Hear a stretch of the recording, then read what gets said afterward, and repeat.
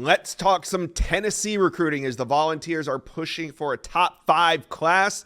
Big news last weekend. Isaiah Campbell put himself back on the market, decommitting from Clemson. He's a top 50 defensive lineman, and our own Chad Simmons has some immediate intel that he will be taking an official visit. Not Chad, but Isaiah Campbell will be taking an official visit October 18th to Tennessee. So, Steve, the way I kind of see it, did Isaiah Campbell decommit for Tennessee? I mean, I know UNC is also involved, but is this kind of an open and shut case here? Or do you think Isaiah Campbell waits it out and takes more visits?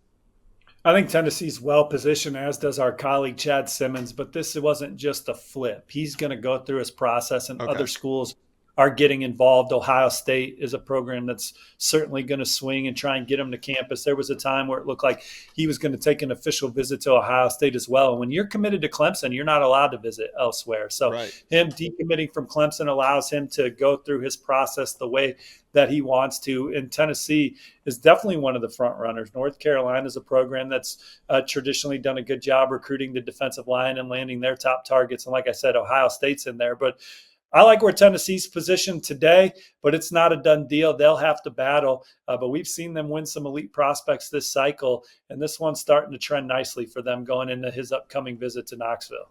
All right, absolutely. Now, one of the themes that we've been talking about this season is Tennessee wants another linebacker. They have a lot. They don't need a whole lot more, but they do want another linebacker. So who are you watching? Because there's a couple flip targets. You got Jaden Perlotti at USC, Austin Howard, who's an in-state guy that committed to Mississippi State. Either of those two names, do you think there's a shot there for Tennessee to flip one?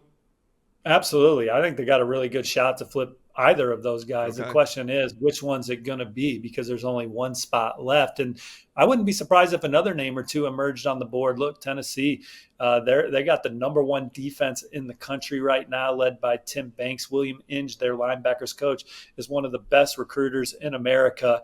Jaden Perlotti at one point looked like a Tennessee lean and then just kind of quickly jumped in the fold for USC.